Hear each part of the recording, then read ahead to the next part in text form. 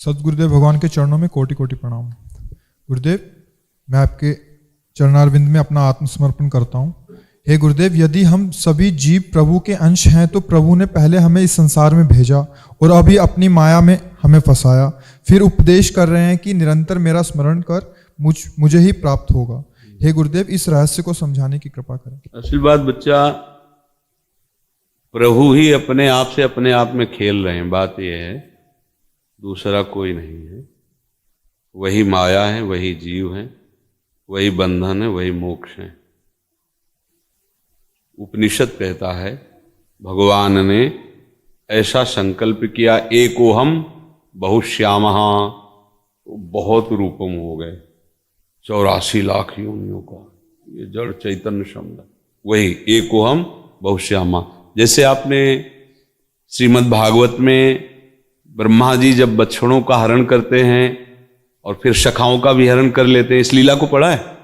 तो भगवान बछड़े बन गए और भगवान सखा बन गए, सखा की कुर्ता भी बन गए, सखा का पैजामा भी बन गए, धोती भी बन गए, सखा जो छड़ी छीका रस्सी सब बने ना, भगवान बने ना। ऐसे वो उस समय की बात नहीं, ये पूरी बात है। जड़ चैतन्य सब कुछ भगवान बने हुए हैं। अब हम ये बात भूल गए कि हमारा स्वरूप क्या है। एक चौपाई अगर सुनी हो, सोई जाने जे देहु जनाई, तो क्या लिखा है? जानत तुम्हें। जब आप जानोगे तो क्या जानोगे? कि आप भी वही हैं। समझ रहे हो ना? रहस्य को समझना चाहिए। किसी भी खेल के आंतरिक रहस्य को समझ जाओगे तो खेल पर विजय प्राप्त कर लोगे। जब कोई यहां जान पाता है तो यही जान पाता है कि वही मैं हूं जिसकी मैं खोज कर रहा था, दूसरा कोई नहीं। अभी हम मैं इसको मान रहे हैं, शरीर को, इंद्रियों को, मन को, बुद्धि को, और इनको मैं मानकर भोगों में उतर गए। इसी गलती का दंड मिल रहा है, और वो भी दंड भ्रमात्मक है, सत्य नहीं है। क्योंकि सत्य तुम्हारे स्वरूप में कोई खरोच पैदा कर सके, ऐसा आज तक अस्त्र ही नहीं पैदा हुआ। नैनम छिन्नन्ति शस्त्राणि, नैनम दहति पावका, न चैनम क्लेदयन्त्यापो, न शोषयति मारुता। फिर भी तुम मर रहे हो, फिर भी तुम जल रहे हो, फिर भी तुम क्लेशित हो, फिर भी तुम नाना प्रकार के दुख से दुखी हो। ये तुम्हारा भ्रम है। भगवान और तुम एक ही जाति के हो, एक ही धातु के बने हो। जैसे भगवान में खरोच नहीं पैदा हो सकती, ऐसे तुम्हारे स्वरूप में नहीं हो सकती। जैसे भगवान सुख सिंधु है ना, तो तुम क्या हो? चेतन अमल सहज सुख राशि हो ना। वो चैतन्य घन है, तुम भी चैतन्य घन हो। वो अमल है, तुम भी तो अमल हो। हो क्या गया? हम मल को पकड़ लिया। ये शरीर के भोग, कामनाएं, वासनाएं, ये सब मल है। इसी से हम अपने स्वरूप को भूल गए। नहीं तो सब भगवत स्वरूप ही है। जहां ऐसी भावना सिद्ध हुई तो भगवान ने कहा रसा महात्मा सुदुर्लभा, खत्म, खेल हो गया, खत्म। दूरे सृष्टि आदि वार्ता, खत्म।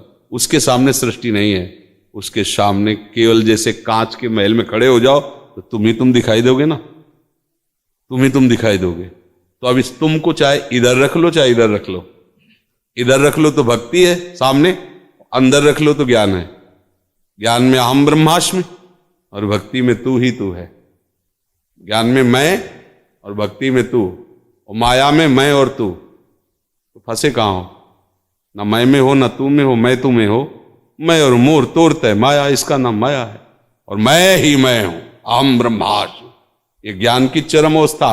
और तू ही तू है, जिधर देखता हूं तू ही रमाओ, ये भक्ति की चरम अवस्था है। खेल है, समझो। ये दो का खेल नहीं है, एक का है।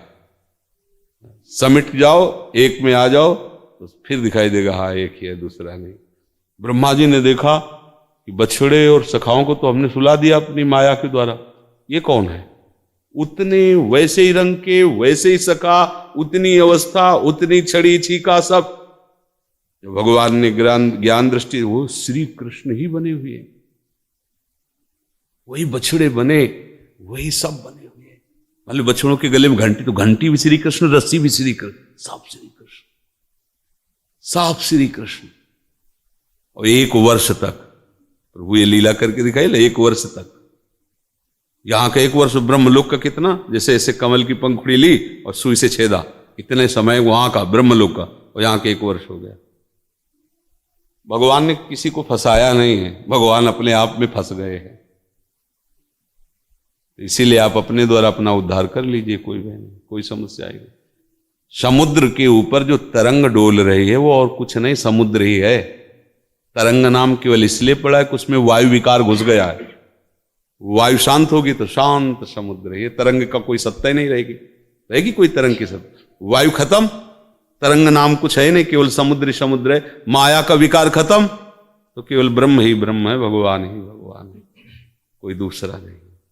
बस थोड़ा उपासना के उसमें आगे बढ़ो, तब समझ में आ जाएगा। वो अपने आप से अपने आप में खेल रहे हैं, आप उनसे अलग अपने को मान गए, इसीलिए दुखी भी हो रहे हो।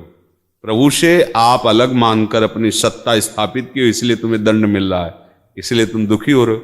मान रहे हो ना अलग प्रभु से अपने को? देखो ना, ये अगर कोई भी बात करे तो इसी पे होके बात करेगा कि मैं शरीर, अंदर ये बैठा हुआ है, ज्ञान विज्ञान बगारो चाहे जितना, ये अंदर बैठा हुआ है मैं, मतलब ये मैं। अब ये बात बड़ी कठिन है, यद्यपि मृषा पर छूटति कठिनाई, इसीलिए फिर मानी संख्या से सवाल हल कर लेते हैं। माना प्रभु हमारे गुरुदेव हैं, गुरुदेव हमारे प्रभु हैं, और उनकी आज्ञा का पालन किया तो पहुंच गए। कहां पहुंच गए? जो वो है वही मैं। जब पता चला तो कुछ और निकले ही नहीं वही, अब वो जीवन मुक्त हो गया। जीवन मुक्त कब हुआ? जब उनको जान गया। उनको किनको? अपने को जान गया। चाहे इधर जानोगे तो इधर का अनुभव हो जाएगा, इधर जानोगे तो इधर का अनुभव हो जाएगा।